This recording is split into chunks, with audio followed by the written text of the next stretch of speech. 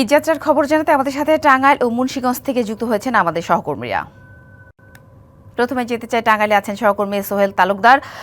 সোহেল, ঈদ যাত্রার দ্বিতীয় দিনে আমরা যদি কালকের ঘটনাটা বলি, যে আসলে পিক আপে ট্রাকে করে যাত্রা পথে যে ট্রাকের বড় সড়ক দুর্ঘটনা হলো, যে 15 জন নিহতের পর আজকের মহাসড়কে কি সেই একই চিত্র দেখতে পাচ্ছেন কিনা, যে নারী ফেরা ঘরে যে নারী টানে মানুষ যাচ্ছে, তারাও কি ওই যানবাহনের যে বাসের বাইরে ট্রাক পিক আপে করে যাত্রী যাচ্ছে কিনা, আর এই পরিবহন এই পরিস্থিতি ঠেকাতে সেখানে কোনো ব্যবস্থা নেওয়া হচ্ছে কিনা, এছাড়া কালকে সড়ক দুর্ঘটনায় যারা নিহত হয়েছেন তাদের জানাজার বিষয়েও জানাবেন। সাথে আপনাকে যে বিষয়টি বলে রাখি, যে আপনি যে প্রশ্নটা করেছেন খুবই একটি যৌক্তিক প্রশ্ন। সেটি হচ্ছে যে এই যে এত বড় দুর্ঘটনা, 15টি প্রাণ, তরতাজা প্রাণ এবং 6 জন আহত হওয়ার পরেও যে প্রশাসনের যে টনক নড়া, যেটি বলি দায়িত্বশীলতার যে কার্যক্রম, সেটি নিয়ে আপনি দেখতেই পাচ্ছেন। আমি আপনার ক্যামেরার মধ্যে দেখাচ্ছি যে কিভাবে মানুষ এরকম ঝুঁকি নিয়ে খোলা ট্রাক পিক আপে নারী শিশু সকলেই যাচ্ছেন। আমরা বলে থাকি বা শুনে থাকি কর্তৃপক্ষের কাছ থেকে যে মহাসড়কে ভ্রাম্যমাণ আদালত থাকবে, বিআরটি এর কর্তৃপক্ষরা থাকবে এবং এই নানা ধরনের যে কার্যক্রম, সেই কার্যক্রমের যে থাকবে তার ছিটে পোটাও কিন্তু এই ঝুঁকিপূর্ণ যে পরিবহন ব্যবস্থা, ঝুঁকিপূর্ণ যে যাত্রী পরিবহন, সেটিকে ঠেকানোর জন্য আমরা এখন পর্যন্ত কাউকে পাইনি। আর গতকালকের যারা মরদেহ যেটা ছিল, যে আহত যারা ছিলেন, তাদের দুর্যোগ মন্ত্রণালয়ের যে সেখানে 15,000 টাকা এবং যারা নিহত হয়েছেন তাদের দাফনের জন্য 25,000 করে টাকা অনুদান দেওয়া হয়েছে। এই যে আরেকটি ট্রাকেই দেখছেন যে আপনি ট্রাকটির গতি এবং এখানে যেভাবে যাচ্ছে, সেই যে কোনো সময় দুর্ঘটনা ঘটলে কি ঘটনা ঘটতে পারে। আরেকটি বিষয় বলে রাখি যে মহাসড়কের যেটি মধ্যরাত থেকে মহাসড়কের যে কিছুটা যানবাহনের গতি বেড়েছে, প্রায় 53,000-এর অধিক যানবাহন চলাচল করেছে, 3,77,00,000 টাকার মতো টোল আদায় হয়েছে।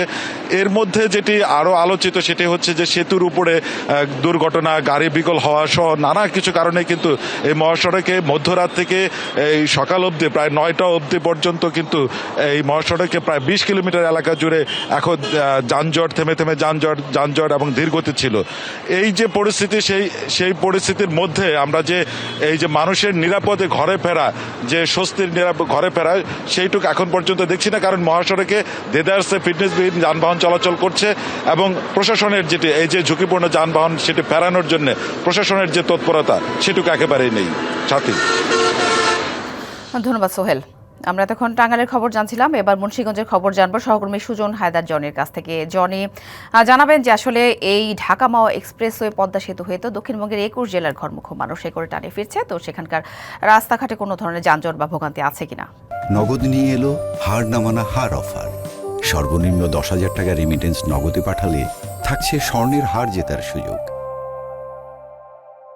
সাথী, আপনি যেমনটি বলছিলেন যে ঢাকা মাওয়া এক্সপ্রেসওয়ে এবং পদ্মা সেতু, এটি কিন্তু বাংলাদেশের দক্ষিণবঙ্গের প্রবেশ মুখ হিসেবে খ্যাত এবং দক্ষিণ পশ্চিমবঙ্গের 21 জেলার মানুষ সাধারণত এই পথটি ধরে যাতায়াত করে থাকে।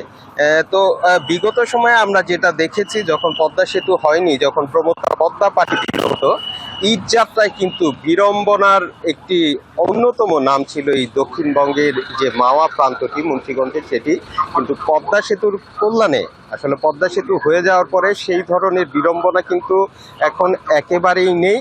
পদ্মা সেতু চালু হওয়ার পর থেকে আমরা প্রতিটি ঈদেই দেখেছি যে এই সড়কটিতে, এই আধুনিক প্রশস্ত সড়কটিতে দক্ষিণবঙ্গের 21 জেলার মানুষ খুব স্বস্তিতে এবং নির্বিঘ্নে যার যার গন্তব্যে পৌঁছতে পারছে এবং এবারও কিন্তু তার ব্যতিক্রম কিছু নয়। এবার এই ঈদযাত্রা আমার কাছে মনে হচ্ছে, বা আমরা যতটুকু পর্যবেক্ষণ করেছি এখানে, যে এবার আরও স্বস্তির।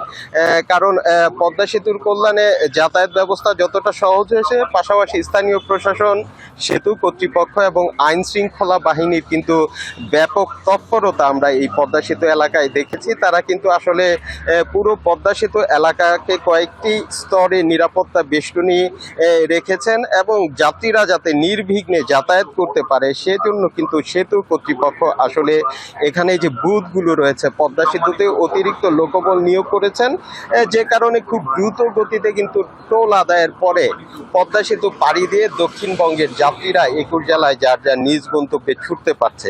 যদিও বৃষ্টির কারণে গত 2 দিন যাবৎ বৃষ্টির কারণে কিছুটা বিড়ম্বনা হচ্ছিল যাত্রীদের, তবে এই মহাসড়কে তার প্রভাব কিন্তু খুব একটা পড়েনি। আজকে সকাল থেকে, গতকাল অনেক চাপ ছিল, তবে আজকে সকাল থেকে স্বাভাবিক সময়ের চাইতে সামান্য কিছু গাড়ি, অতিরিক্ত গাড়ি পারাপার হচ্ছে পদ্মা সেতু দিয়ে। এতে নির্বিঘ্নে এবং স্বস্তিতে দক্ষিণবঙ্গের যাত্রীরা যার যার গন্তব্যে যেতে পারছে। তো সাথী, এই ছিল আমার কাছে মুন্সিগঞ্জের মাও প্রান্ত থেকে সর্বশেষ তথ্য। ধন্যবাদ জনি। আমাদের সাথে মানিকগঞ্জের খবর জানাতে ইতিমধ্যে যুক্ত হয়েছেন সহকর্মী আশরাফুল আলম লিটন। কথা বলবো লিটনের সাথে। লিটন, আপনি তো আছেন পাটুরিয়া দৌলতদিয়া ফেরিঘাটে, তো সেখানকার চিত্র জানাবেন, কোনো ভোগান্তি আছে কিনা, সব মিলিয়ে কি তথ্য আছে বিস্তারিত? দক্ষিণ পশ্চিমাঞ্চলের 21 জেলার যোগাযোগের অন্যতম নৌরুট কিন্তু এই পাটুরিয়া দৌলতদিয়া নৌপথ। তো আমরা কিন্তু এই মুহূর্তে আছি পাটুরিয়া 3 নম্বর ফেরিঘাট এলাকাতে। আপনি নিশ্চয়ই দেখতে পাচ্ছেন যে এইখানে এই ঘাট এলাকাতে কিন্তু প্রচুর যাত্রীদের চাপ রয়েছে। আমরা সকাল থেকে যেটি লক্ষ্য করেছি যে ঢাকা সহ বিভিন্ন জায়গা থেকে, কর্মস্থল থেকে ঈদে ঘরমুখ মানুষের এই ভিড় সকাল থেকেই কিন্তু এই ঘাট এলাকাতে চাপ লক্ষ্য করা যাচ্ছে। তো আমরা আরেকটি বিষয় যেটি ঘাট কর্তৃপক্ষের সাথে কথা বলেছি এবং যাত্রীদের সাথেও যেটি আমরা কথা বলে জানতে পেরেছি যে আসলে ঘাটে প্রচুর যাত্রীর চাপ থাকলেও পর্যাপ্ত সংখ্যক ফেরি কর্তৃপক্ষ যেটি আমাদেরকে বলেছেন যে 18টি ফেরি দিয়ে যাত্রী ও যানবাহন পারাপার করা হচ্ছে, যে কারণেই কিন্তু ফেরিতে উঠতে যতক্ষণ সময় লাগে সেই সময়টুকু কিন্তু তাদেরকে এখানে অপেক্ষা করতে হচ্ছে।